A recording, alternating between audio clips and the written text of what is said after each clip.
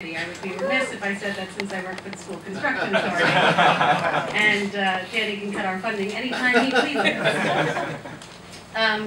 It's certainly wonderful to be in Queens. It is one of my favorite boroughs, in fact, my favorite borough, as I was born and raised here. But I just wanted to mention, you know, everybody talked about inclusion and being who you are and being public, and I think it's such an important thing. And I have the great fortune of working for the School Construction Authority, where the majority of our senior staff are women, which you don't think of when you think of construction. But you may, however, think of lesbians. We have that as well. We have 3 members of our senior staff that are lesbians. So it is, the SCA is a truly great place.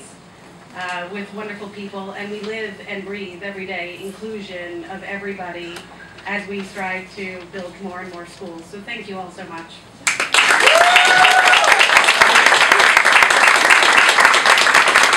And I just want to recognize Melanie's parents are here. Thank you so much for being here. Mom and Dad, we love you. Thank you for supporting. Thank you so much, all of our honorees, and I know Councilmember Drum is going to continue with a number of other honorees, but thank you to all of you for being who you are and fighting, and Larry Lombardi, happy birthday. Belated 80th birthday to you, Larry Lombardi. Great Jackson Hyder and very special gay man, so happy birthday, Larry. I didn't know Larry was gay.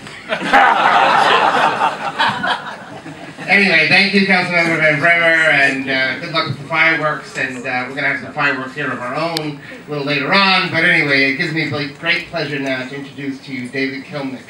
And I've known David for about 25 years. And I forget who was mentioning before. I think it was Brendan in your regard, in your speech in regard to you know, working together to make St. Pat's for All happen. Well, Queens Pride wouldn't have happened if we hadn't networked with Long Island Pride. And David Kilnick is the founder of Long Island Pride, among many other organizations, including legally Long Island Lesbian and Gay Youth, and now the Q Center here in Queens. So David and I go back a long time, and I'm really happy that David is here in this borough, opening up LGBT centers in areas where it has not been done before. So in Eastern Queens, hopefully in the Rockaways, and in other places as well. We're scouting and looking for other locations where David can open up LGBT centers that will be responsive to all of our folks in the neighborhood. So, David Kilnick, come on up and say a few words, and thank you for the sponsorship today of our food. Let's hear it for Councilman Drum. So as Danny said, my name is David Kilnick, and I'm the Chief Executive Officer of the LGBT Network, which also includes Long Island Gay and Lesbian Youth, the Long Island LGBT Community Center, a lot of organizations, Sage Long Island, and our newest organization, the Q Center, the Queens LGBT Community Center. It is absolutely wonderful for me to be back home. I was born, raised in Far Rockaway, Queens. As a young kid, my grandmother was the Democratic, we grew up in a 2-family home in Far Rockaway, and my grandmother, who we grew up with next door to us, was the Democratic District Leader of the Rockaways, and she worked right here in Borough Hall. And so as a young kid, I was always down here in this building in the summer. In fact, I don't want to date myself too much, but the elevators, actually, you couldn't operate yourself. Someone pulled the door closed and then pressed the button, and they were probably a lot quicker than they are today. You have to do that today. You still have to do that today? But, you know, I want to thank the Queens Borough President, the Deputy Borough President, Councilman Danny Drum, Councilman Jimmy Van Bremer, the staffs. Let's hear it for the staffs of who worked so hard day in and day out and worked so hard to put in this event together. So I want to be brief because I know we have more honorees, and that's what we're here for today. And congratulations to all of our wonderful honorees. And I know we have food and everyone wants to eat, right? It's late. But just quickly, you know, the Q Center, the Queens LGBT Community Center, we've been operating for about a year. We've been doing a lot of it under the radar because we want to make sure that what we do is get results. And run our programs. So in the past year, we have worked with 11 different schools in Queens. providing leadership training, anti-bullying programs, working in some difficult schools that did not want to talk about LGBT people. And so in 1 year, we've already worked with close to 800 students and faculty. In addition to that, we're enrolling people in the Affordable Care Act. So we're available to come to you as well. We're working on a lot of exciting programs that we're going to unveil this year for LGBT elders and seniors throughout the borough, LGBT veterans, and also working on a lot of the health disparities that exist, particularly HIV, doing more work on HIV prevention and the availability of PrEP and PEP here in the borough. So, the Q Center is your center, so I really look forward to chatting with all of you during dinner and beyond, and look forward to working together. So thank you very much. And I'd also like to recognize our staff who are here tonight. We have Adam Lombardi, our social media coordinator, and Michael Sorreo in the back of there, our community and government relations coordinator. Thank you, David. Okay, now we have some very special awards to give out. And the first one is going to be to my friend Nelson Acevedo.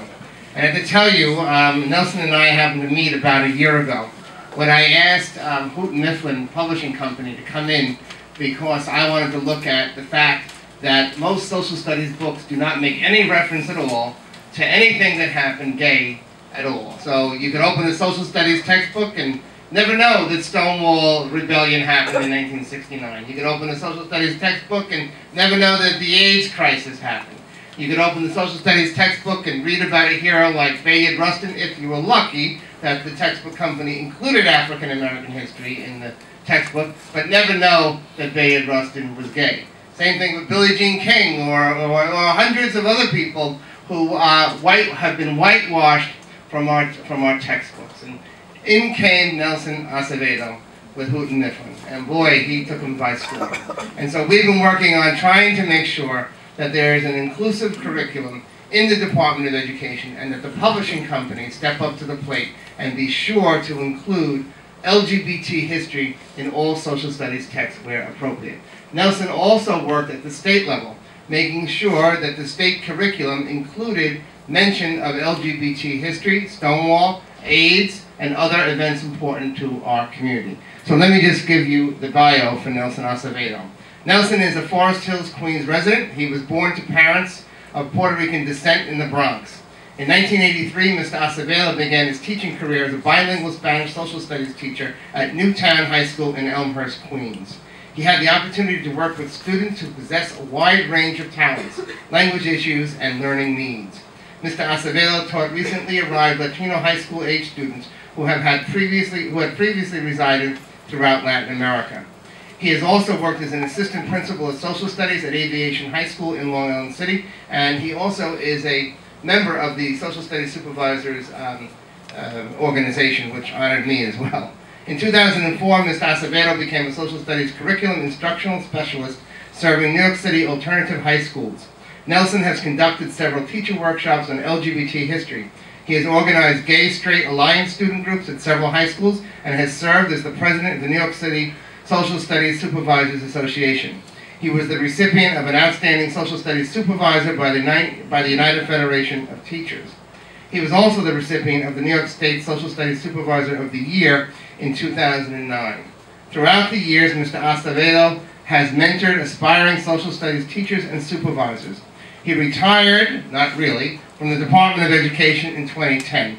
But Mr. Acevedo has worked as an educational specialist for the New York State Department of Education. He writes and reviews questions for the New York State Regents, which is very important, folks, because it's important that teachers know that there could be gay questions on the Regents, because that forces the teachers then to teach to make sure that their students know that this could be a question on the Regents.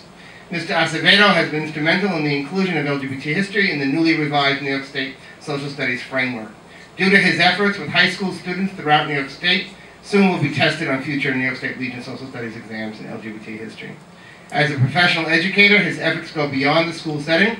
Mr. Acevedo works for a textbook company, Houghton Mifflin, as I said. He oversees social studies education materials, where he plays an integral part in incorporating LGBT history into future New York State student textbooks. With a big round of applause, let's welcome Mr. Nelson Acevedo.